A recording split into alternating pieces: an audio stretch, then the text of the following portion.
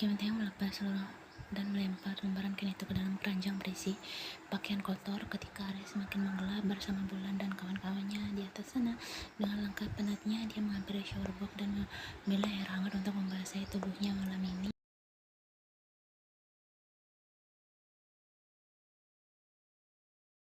Awalnya dia pikir air hangat ini akan sedikit mampu mengurangi pening di kepalanya, namun yang terjadi beberapa detik setelah dia menghidupkan air adalah kilasan memori tentangnya dan wanita yang akhir-akhir ini terus mengisi kepalanya. Namanya Lia, sahabat yang bahkan lebih dari sekedar sahabat baginya.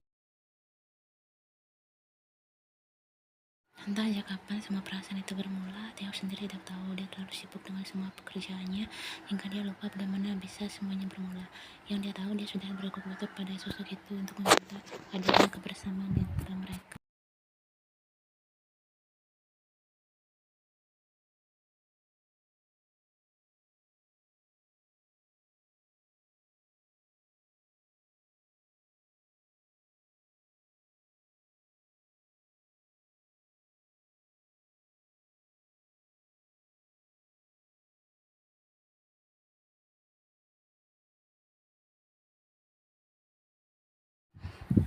Dalam tiap tetes air yang menghantarkan hangat di permukaan kulitnya, Kim Tae mendapati dirinya terus mengulang sensasi hangat yang diberikan Lee Yeon pada tiap kulit mereka. Tak hanya melulu tentang sentuhan, Tae pun belum menyadari bahwa dia mulai terbayang pada tiap wanita itu.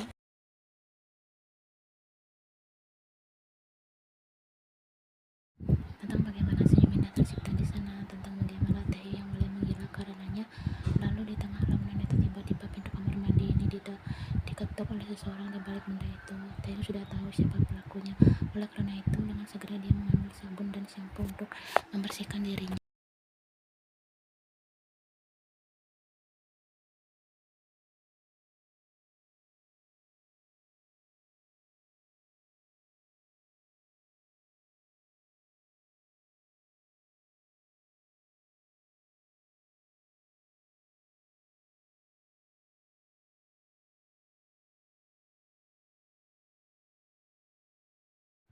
Pria itu kemudian mendapati sosok wanita yang telah hidup bersamanya sejak beberapa bulan terakhir. Ini tengah duduk di permukaan ranjang mereka dengan gaun malam berwarna putih. Dengan kecanggungannya, wanita itu perlahan bertanya, "Kau lelah malam ini?"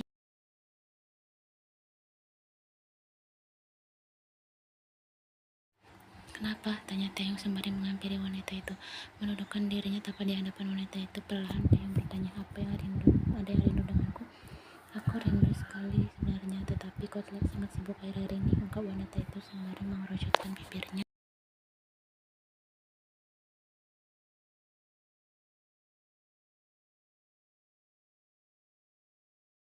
"Ya sudah, sekarang aku saja menebus rindunya," goda Taeyong. Dia sudah tadi lakukan hanya untuk mengalihkan dirinya dari sosok sekretaris sekaligus sahabatnya yang terus nari-nari dalam kepalanya.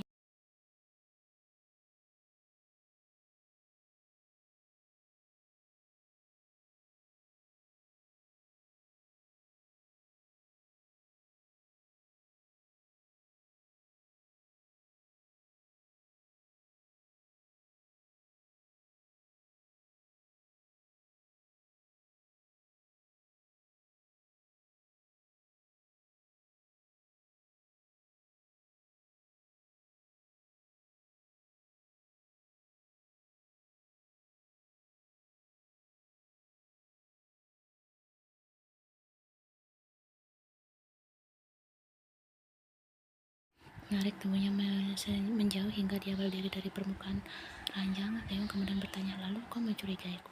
"Aku hanya bertanya," jawab wanita itu seraya berdiri dari duduknya dan menghampiri tempat jongkok berada. Dengan jemari mengusap punggung tangan suaminya, wanita itu kemudian menambahi, "Kau tahu, aku menaruh banyak kecemasan pada hubungan kita. Dengan terus mencurigaiku, kau bilang untuk bertanya," tanya Taeyong dengan nada bicara yang meninggi.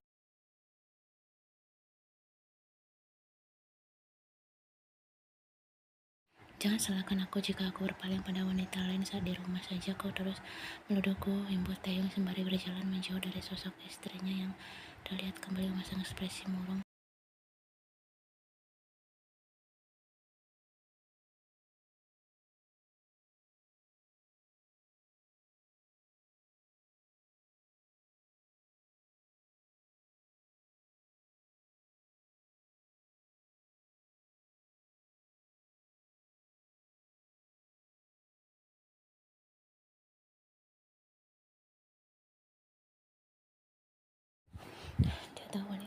akan kembali menangis semalam penuh seperti hari-hari biasanya. Namun Taeyong tak ingin menaruh acuh kali ini. Dia ingin melepaskan dirinya dari ikatan-ikatan yang tak dia inginkan.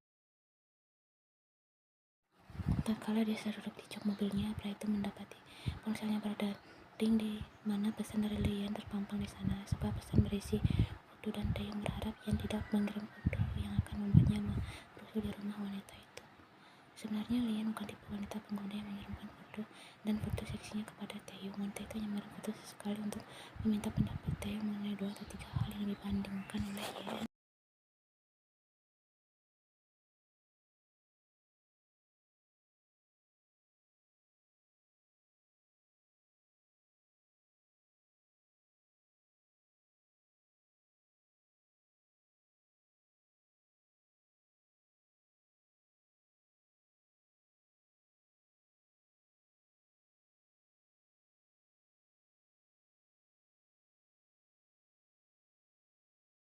Aku ingin bersama dirimu Taeyong. Aku tidak ingin olehmu. Lagi pula aku sudah pernah terlalu muda. Jadinya akan sangat menyusahkan jika aku diselamatkan. Dilalui foto mana yang aku kirim ke sini dan tadi apa yang mama aku pesan.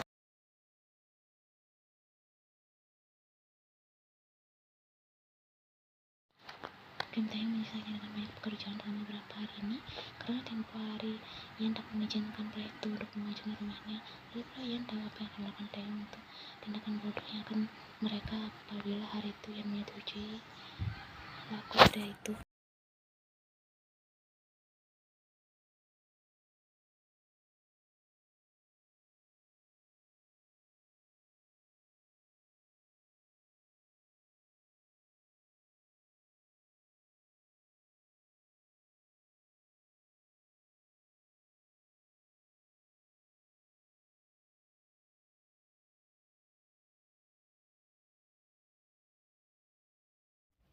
Dapat mengalihkan pria itu menghadapi cerita ini senang dengan menjawab mungkin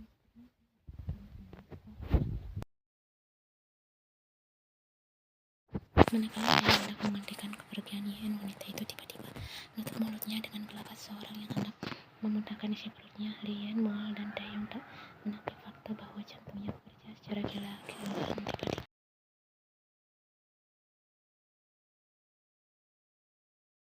Sementara itu, langkah yang sedang di kamar mandi yang segera mengeluarkan isi perutnya yang nyatanya hanya berisi air. Tidak ada yang lain selain cairan bening itu, dan dia pun mendapati kepalanya terasa pening seketika.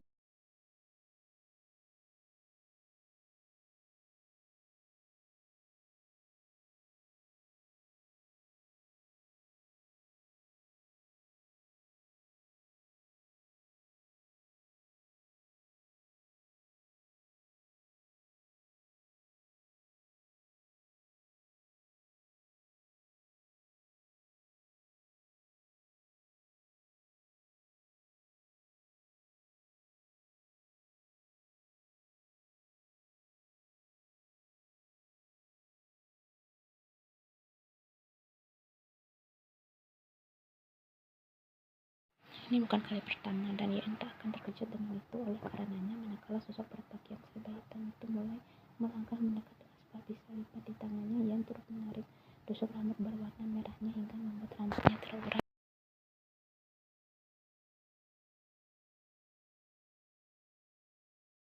Masih dengan ketenangannya, Ian menata rambutnya di depan kaca sampai pria itu hanya berjarak beberapa kaki darinya. Tepat sebelum sosok berpakaian hitam itu meringkus tubuhnya, Ian dengan gesit menghindar dengan jemari yang menusukkan tusuk rambut merahnya pada permukaan kulit tangan pria itu hingga jerit kesakitan pun terdengar.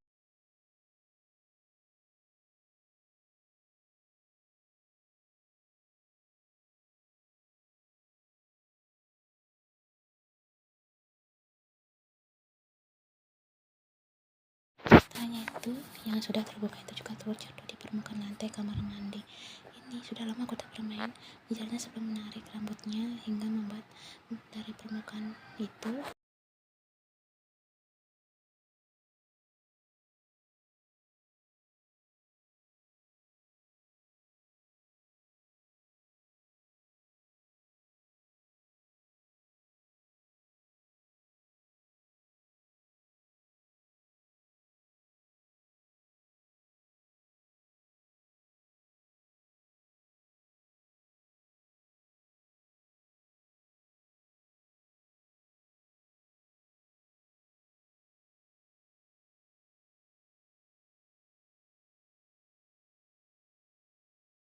Tidak, maksudku katakan siapa yang menyuruhmu. Aduh, aku akan milikmu. Jarang juga, koreksinya dengan senyumnya. Sudah lama tadi dia terbit.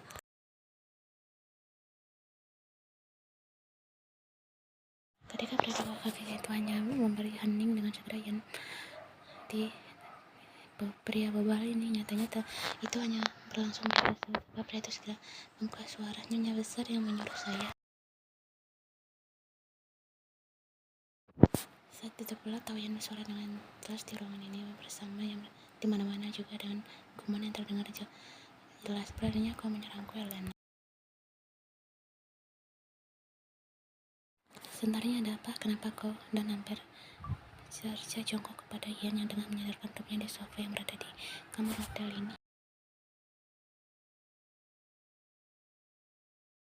Intinya aku malah memintaku mengantarnya ke rumah sakit dan membuatnya mengaku bahwa dia baru saja melakukan percobaan.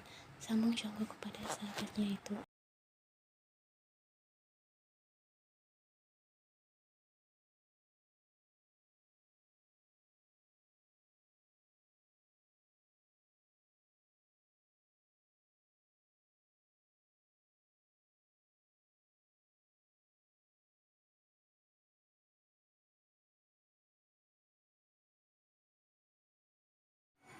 Oh gila ya, kenapa muka pakaian di sini? Cerca pria itu tanpa menaruh peduli yang kemudian menjawab, ini kamar hotel yang kupesan. Seharusnya aku yang bertanya untuk apa kau di sini. Tuan John menolak.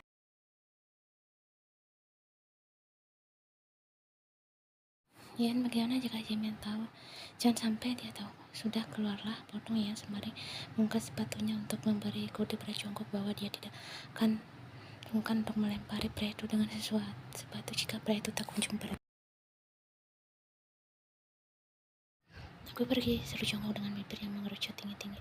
Setelah kepergian jongkok, Ian memutuskan untuk berdiri dari sofa dan berjalan menghampiri pintu kamar mandi. Tanpa melepas pakaiannya, wanita itu segera memberi bathtub yang sebenarnya belum sempat dia isi.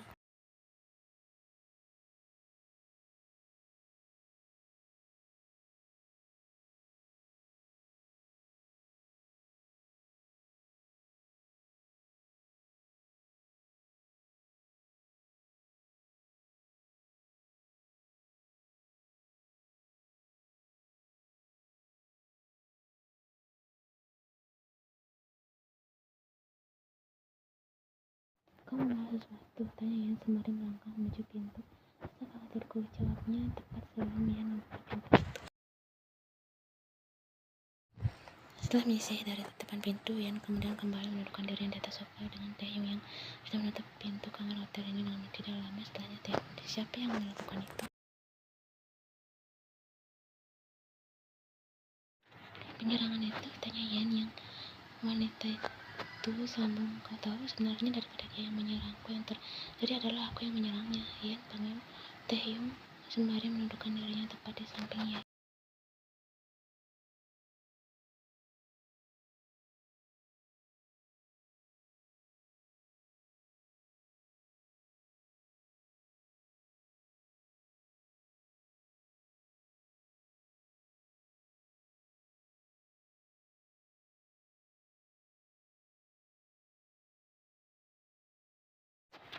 Ian hanya memakai kemban dan rok yang sudah dinaikkan hingga dia tampak dengan jelas. Lalu ketika hening mulai menyapa, Ian kemudian bertanya, kau sudah memberikan CCTV kamar mandi itu? Sudah, semuanya sudah kurus, jawab Taehyung yang tengah menikmati usapan Ian pada tengkuknya. Mau hadiah? Tawar Ian. Memberi anggukan dengan kaku, Taehyung kemudian mendapati Ian menyuarakan tawar yang aneh sebelum mendekat pada kulit lehernya. Akan tetapi setelah memberi satu di sana, Ian justru berujar, pesankan aku makanan, lapar.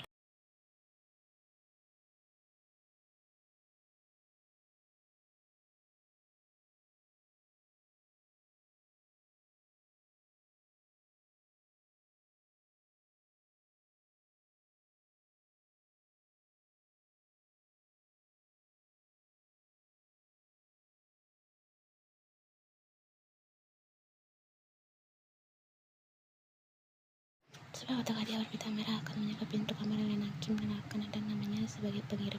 Atau mungkin tak perlu dengan nama pengirim agar semuanya terasa lebih menyenangkan.